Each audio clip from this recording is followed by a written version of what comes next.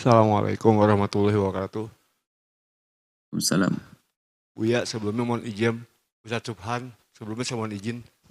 Saya evangelis pendeta muda Ridwan. Saya mantan Kristen.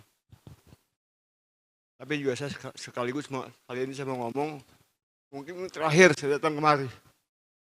Saya terakhir mungkin datang kemari karena sedih hati saya saat ini. Karena Islam yang saya tahu ternyata nggak jauh-jauh berbeda dengan kekristenan yang saya pahami. Itu Ustaz, kekecewaan ini Abu ya, kekecewaan saya dengan masjid kami. Itu saja yang saya mau tanyakan. Kenapa? Baik. Bagaimana pandangan Buya mengenai najis mutawasito? Itu saja mungkin. Syukran jazakallah. Wassalamualaikum warahmatullahi wabarakatuh. Waalaikumsalam warahmatullahi wabarakatuh. Salah informasi juga akan menjadikan seseorang salah memahami tentang sesuatu tersebut.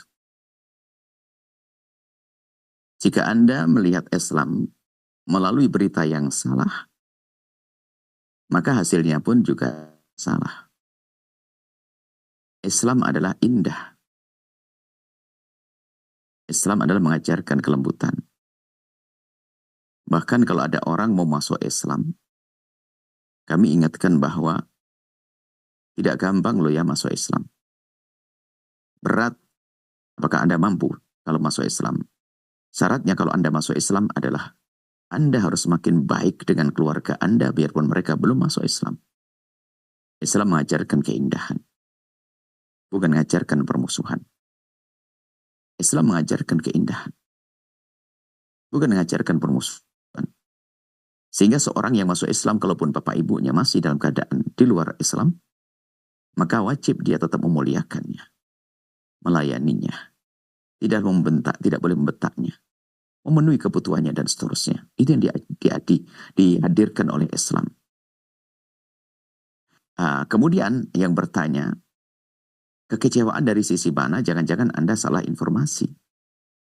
Makanya dia mengatakan kecewa. Kecewa yang mana? Jadi harus dijelaskan, barangkali kami yakin, seyakin-yakinnya. Jika ada orang masuk Islam kemudian kecewa kepada Islam, pasti dia salah informasi, telah bertemu dengan orang yang salah yang menjelaskan tentang Islam.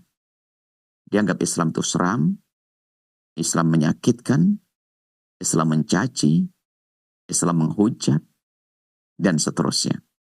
Tapi kalau seandainya bertemu dengan orang yang tepat, yang dia mengerti tentang Islam, maka orang yang masuk Islam akan semakin cinta. Karena dia akan menemukan keindahan di dalamnya.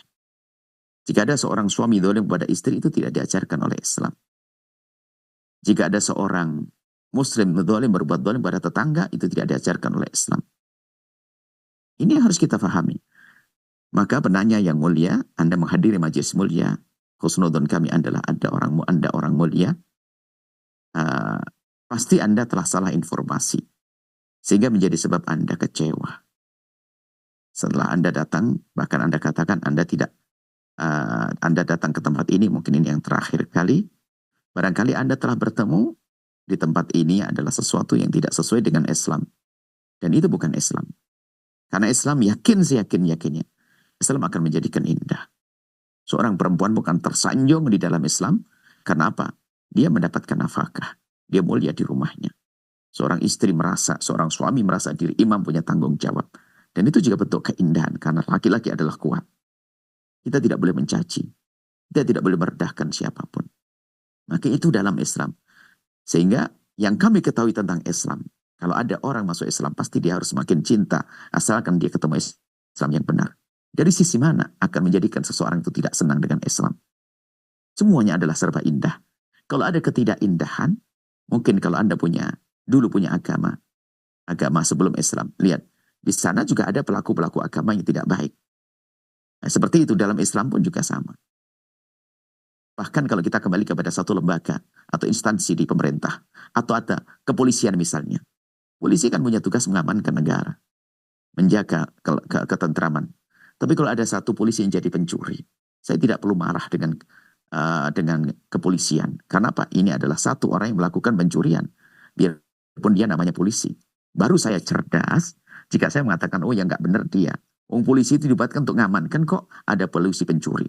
Tidak boleh, maka saya akan menjadi tidak pandai lagi kalau saya memukul rata. Dasar pencuri, polisi pencuri. Maka saya saat itu tidak cerdas sama sekali. Nah, masuk mungkin di majelis yang mulia ini. Atau mungkin Anda ketemu dengan kami, lalu Anda tersinggung dengan kalimat kami. Maka itu berarti saya telah tidak mewakili Islam. Saya mohon maaf, Islam tidak mengajarkan seperti itu. Islam tidak mengajarkan Anda tidak nyaman dengan kami. Kalau kami menyambut Anda dengan cara yang tidak baik, itu bukan kesalahan Islam. Tapi kesalahan kami, kelemahan akhlak kami, yang mungkin juga sesaat kami marah dengan istri dengan cara yang salah, marah dengan kawan dengan cara yang salah, kedoliman saya kepada teman saya, bukan Islam. Islam tidak mengajarkan, wahai saudaraku yang kami cintai. Ini seperti itu, Islam adalah indah. Islam adalah tidak mengajarkan kebencian, perendahan, bahkan jika ada orang masuk Islam, dia akan menjadi saudara kita. Bahkan dikabarkan oleh baginda Nabi, orang masuk Islam adalah seperti orang yang tidak pernah punya dosa. Nah, ada pun masalah najis mutawassithah. Mana najis mutawassithah? Najis itu tidak ada beda antara najis mukhaffafah, najis mutawassithah, najis mughalladhah. Bahwasanya kesimpulannya adalah jika itu najis nempel pada badan kita atau baju kita, tempat kita untuk sholat, menjadi sholat kita tidak sah. Tidak ada beda antara najis mukhaffafah, mutawassithah, mughalladhah, tidak ada beda. Semuanya menjadikan sholat kita tidak sah. Cuman para ulama membahas itu untuk apa? Untuk agar kita mengetahui bagaimana cara mensucikannya. Gitu saja. Semuanya sama-sama najis. Untuk mensucikannya. Sehingga kalau mukhaffafah namanya dalam segi bahasa pun ringan. Cara mensucikan adalah cukup dipercikkan. Kalau mutawassithah adalah dengan cara dibasuh begitu saja. Kalau mughalladhah adalah dengan cara dengan 7 kali basuhan, salah satunya dengan debu. Ini hanya menunjuk caranya saja. Dan di balik cara itu ada pahalanya. Karena najisnya mughalladhah najis berat, malah kita mensucikannya dengan 7 kali, maka itu pun pahalanya juga lebih karena 7 kali basuhan. Kita telah mengeluarkan air, ada hitungannya di hadapan Allah. Jadi kalau kita bekerja capek mendapatkan pahala, lebih capek lagi, lebih gede lagi pahalanya. Kita mensucikan najis mughalladhah dengan 7 basuhan. Maka dengan capeknya air yang kita pakai, tenaga yang kita pakai, juga ada nilainya di hadapan Allah. Karena mensucikan najis adalah bagian daripada ibadah. Dan seperti itu. Dengan Allah, adalah selalu ada nilainya. Ada pun mutawassithah adalah najis. Ada pun kemudian, jika masalah, mungkin ada orang yang tersinggung dengan urusan anjing dan sebagainya. Saya hobi anjing kok, kenapa saya dibilang saya punya najis besar dan sebagainya. Urusan yang demikian, itu adalah perbedaan di antara para ulama juga.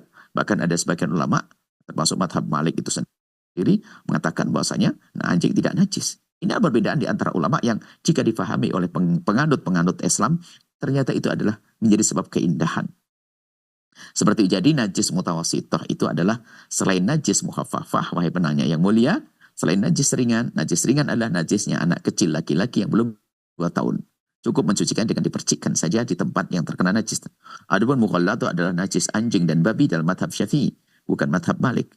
Bahkan madhab Malik sendiri wajib membasuh 7 kali bukan karena najis, karena ibadah, ta'abbudi, patuh kepada perintah. Nah, itu saja. Nah, seperti itu. Kemudian mutawassithah selain itu, seperti air kencing kita najis. Air kencing kita najis. Kotoran kita najis. Kotoran ayam najis dalam madhab Syafi'i dan seterusnya. Itu yang dimaksud dengan hadis mutawassithah. Ada najis mutawassithah adalah najis di tengah-tengah. Dan kemudian itu tidak ada urusannya dengan perendahan dengan seseorang. Karena saya pun juga punya najis dalam diri saya. Saya juga najis. Setiap hari saya mengeluarkan najis. Mutawassithah. Setelah Anda menyaksikan video ini, jangan lupa berselawat kepada baginda Nabi Muhammad sallallahu alaihi wa alihi wa sahbihi wasallam.